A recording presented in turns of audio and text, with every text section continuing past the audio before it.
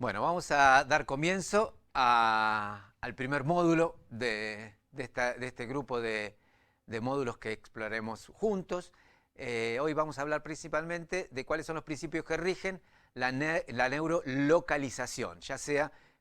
bajo la guía de la neuroestimulación o de la ultrasonografía o ecografía. Antes de focalizarnos en los aspectos técnicos del uso de estos instrumentos, me gustaría reflexionar juntos sobre cuál sería los beneficios que podría traer a nuestra disciplina la incorporación de la anestesia locorregional en el planteo de la anestesia general en pacientes veterinarios. Y la verdad es que uno de los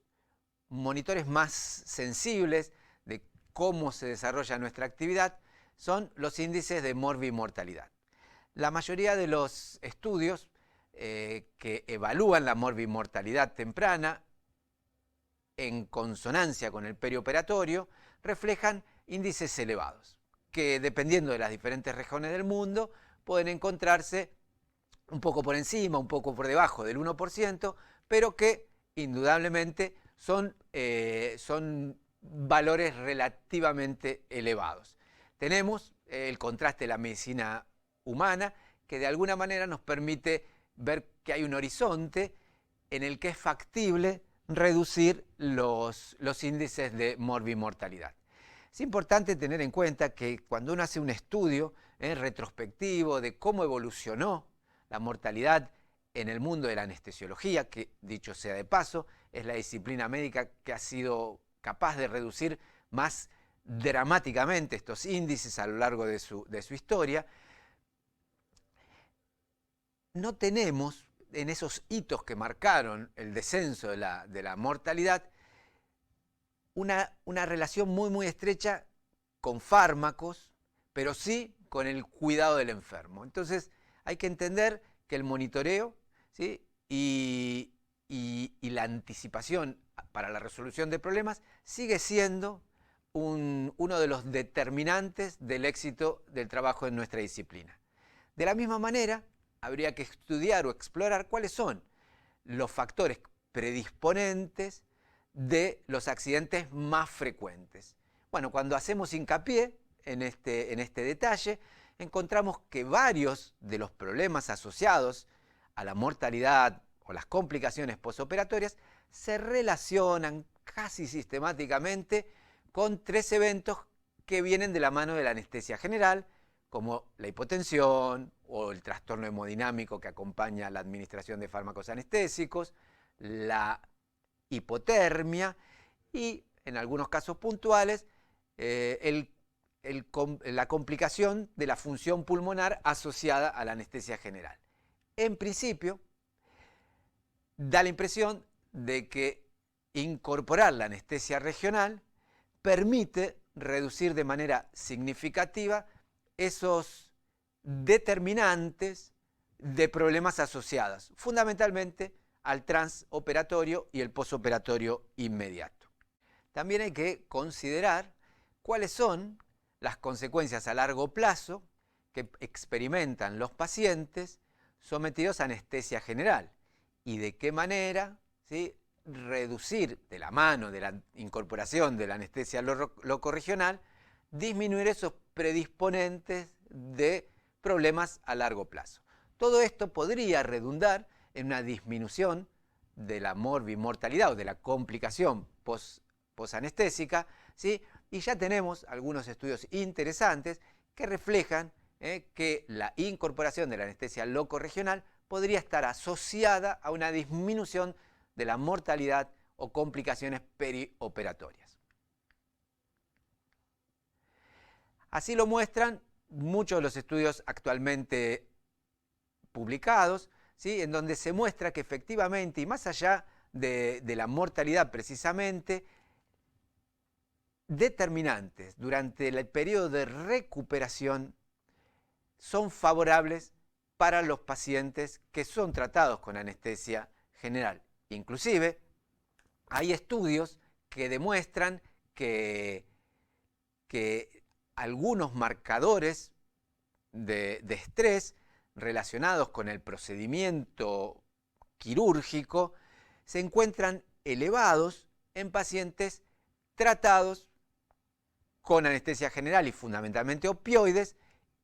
y no cuando los tratamos con anestésicos generales. Este es un estudio en el que efectivamente lo que hicimos fue tratar de determinar los niveles de algunos biomarcadores de estrés en pacientes sometidos a un mismo procedimiento quirúrgico y con diferentes protocolos anestésicos.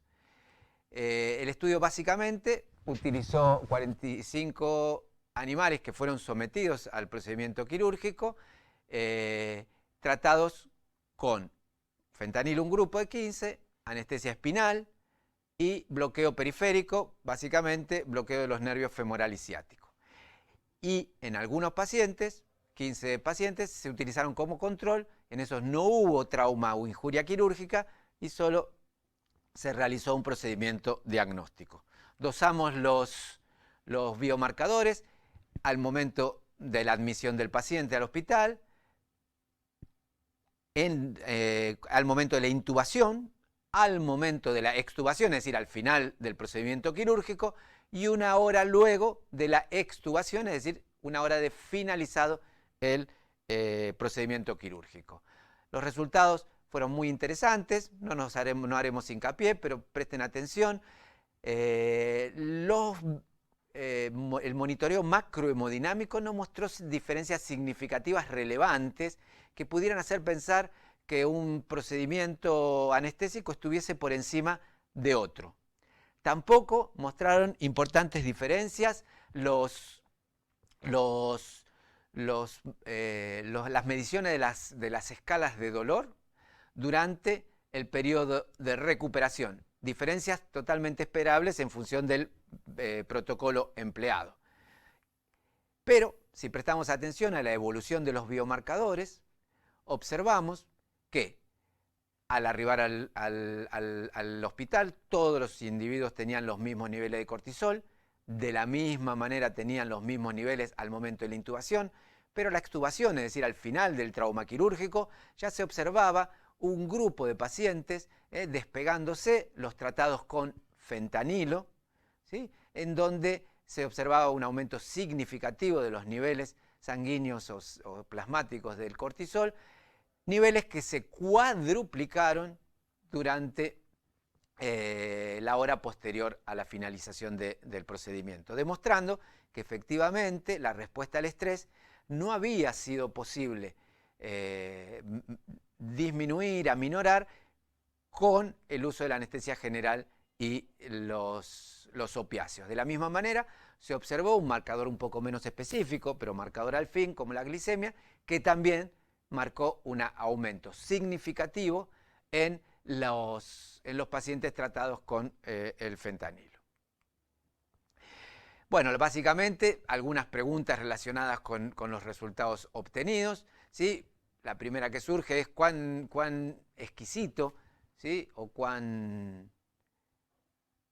certero es el uso del monitoreo macrohemodinámico para definir, ¿sí?, la nocicepción o considerarla como un sinónimo unívoco de la nocicepción, la respuesta cardiovascular. Cuán útil son estas escalas que utilizamos para evaluar el dolor posoperatorio, enmarcar o mostrarnos el estrés, ¿sí?, y cuán útiles son los opiáceos para